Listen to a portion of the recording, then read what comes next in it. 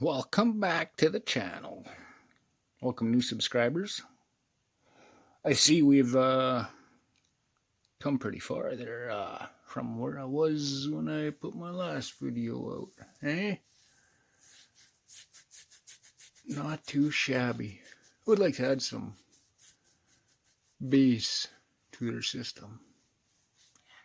I don't know about you guys, but I like a little bit of thump in my stereo. I mean, what's music without some bass? And that goes for any music.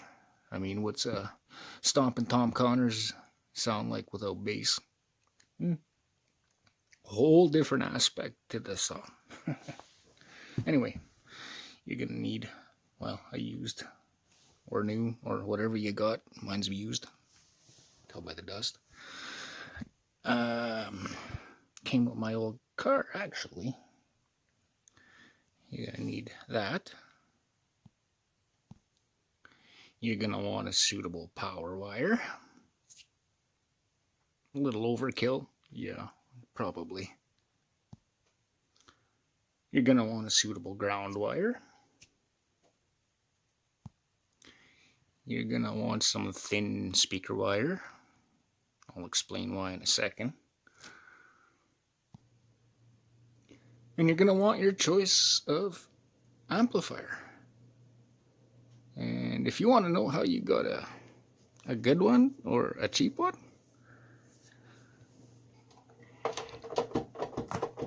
yeah, that one's from Canadian Tire. Lighter they are, the cheaper they usually are. So you can tell if you got a quality amplifier. But in this case, I'm not looking to impress the world. I just want a little sound in my system. And I'm leaving the stock head unit in. And this is how I'm gonna do it.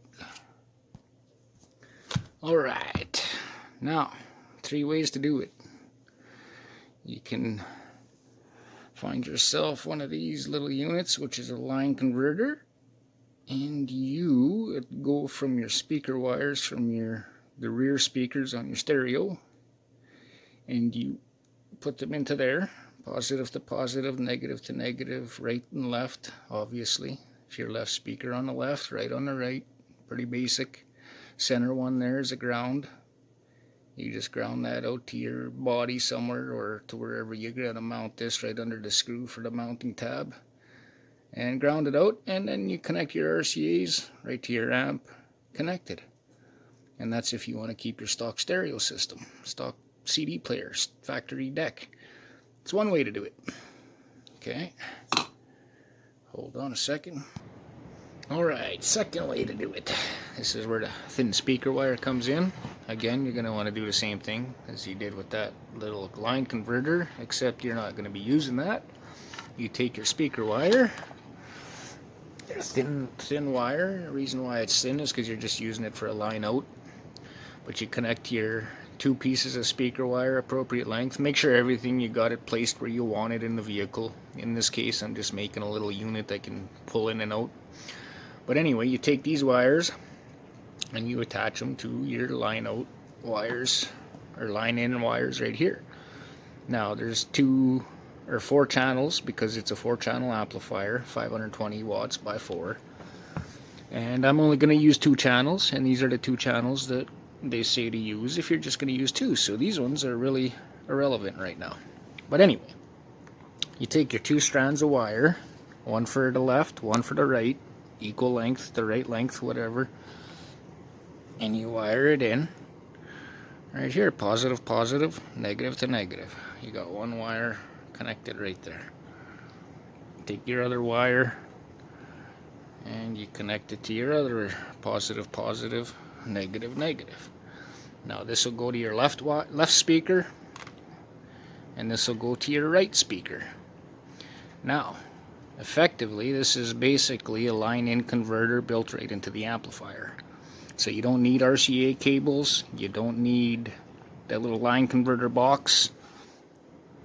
This thing, you just hook it direct.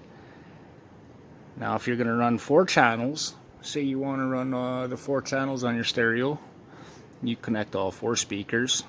Your fronts would go here, your rears would go here, or front and rear. The whites, front, rear gray, front green, rear purple, whichever, however it's labeled.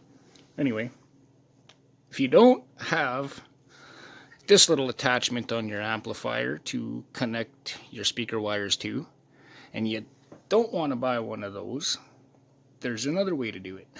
You take your RCA cables, which you're going to need to do it this cheap way, and you cut them. Cut them off. Cut them in half. You got this end here. Snip it. Now you're going to want to expose the wires. For each RCA, you're going to want to separate them both. Pull them apart, like so. And then what you're going to want to do is the same thing as you did with your speaker wire. Tie your positive to the positive, which should be the center wire in here. And then you tie your negative to the outer wire that's wrapped around everything. Separate them, make sure none of them are touching. Tape them up, solder them, shrink wrap, whatever you got, whatever you choose, to each their own.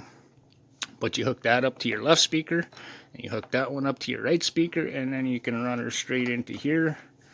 But then you ain't got that line converter, so you're going to be relying on your low pass filters and high pass filters and your gains, so in order to filter out harshness. So anyway, let's get to her. Let's get her in there.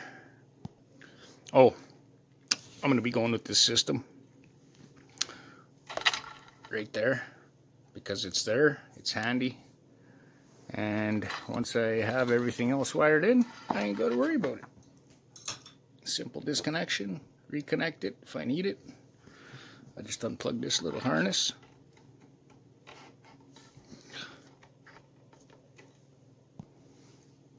Like such, and it's disconnected.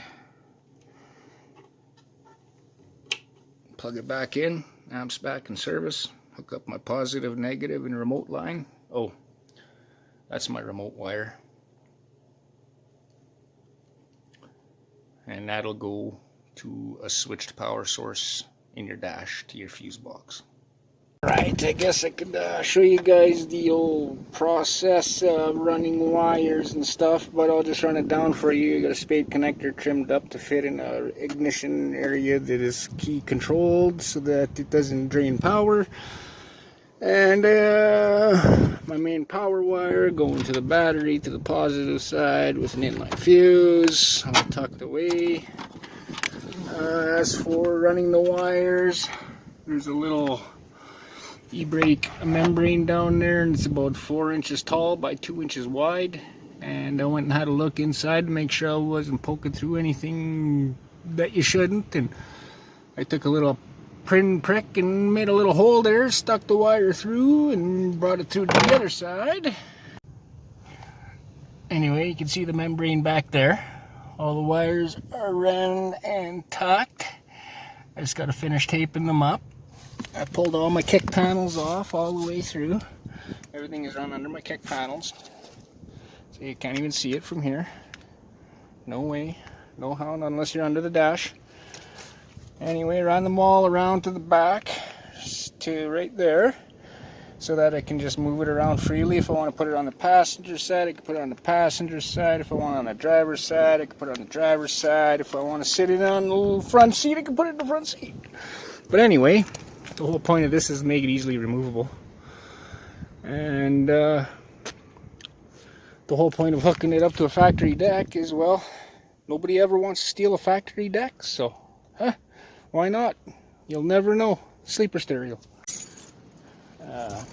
Yeah, speaker wires. Run them out of your speakers. This is where I went. I had to pop my panels off. I needed a T whatever it was for your seatbelt to pop the panel off. 2 screws in here. Pop, pop, pop, pop. Same side. Tie these wires right here into the same ones I was just talking about earlier in the video.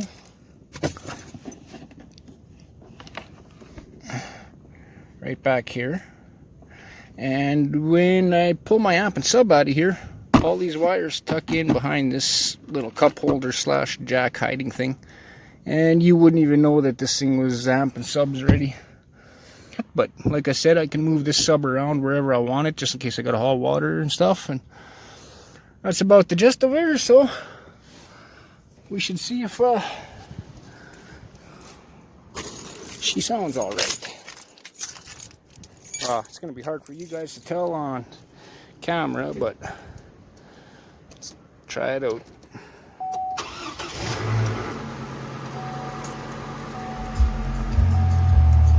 How many kilometers? How many? Too many. Too many. Huh.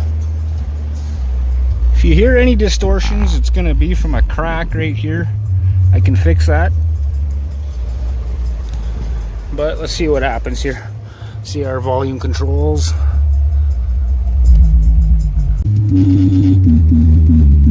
That's just about maxed. That's distortion level maxed.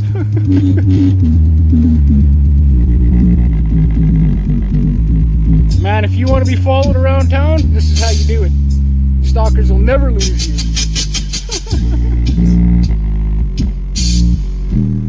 Holy man, I never seen something move like that. Unless there's my old Chevy. Flex plate inbound, boys. I don't know if this is picking this up. Maybe I'll stand back a little bit, and all the rattles are, well, junk in the doors, see? Some mothers and antifreeze, gas line antifreeze.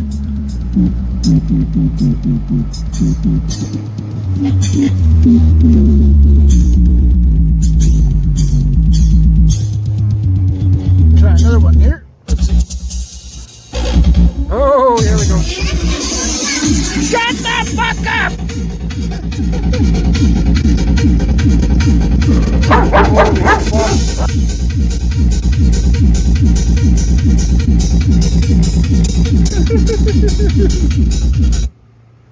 Do you like it? You want some more? Do you like it?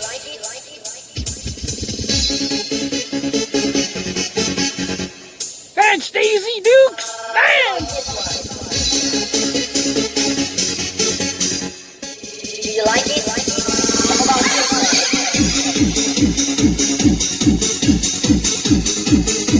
Hard on plywood windows, boys! Holy God, man! Are you seeing that? That's 240 watts. Why do you need 17 subs? 8,000 watts. I mean, you just gotta go just a little bit. Should I teach you how to tune it? They're pretty easy. Switch it on the low pass filter, put that little screwdriver there, play with the dial, and I can still talk to you guys. That's what's beautiful about it.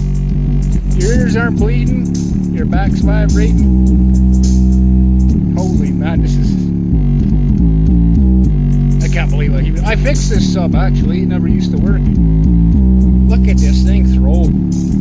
Wow. Are you seeing this right now? I mean, are you seeing that right now? The only thing I've seen move like that was my bed.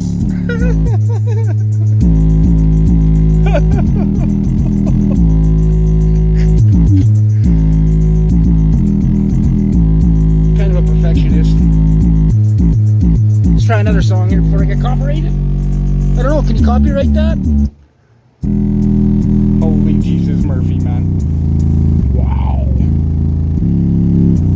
And this ain't my genre of music, this is just a bass TV, so don't go calling me sus.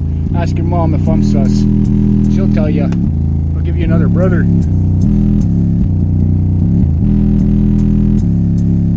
Woo.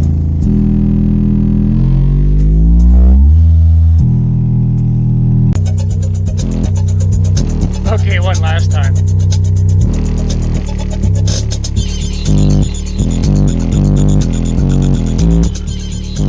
You know how subwoofers throw. You know it's going down right now. Piss all your neighbors off at once. Don't be crazy.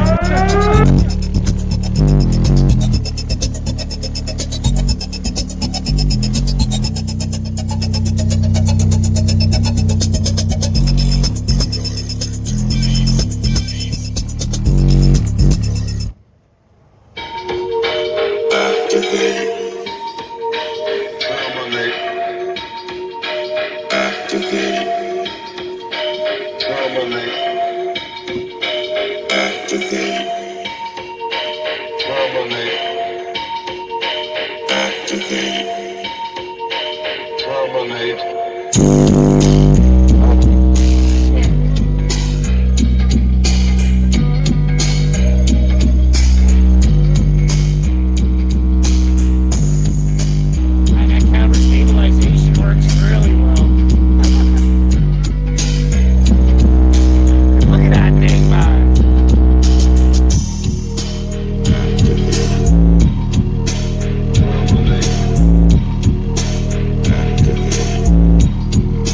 Terminate.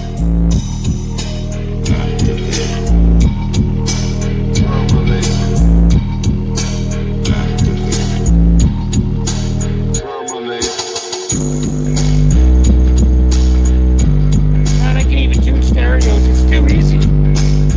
I live for this shit.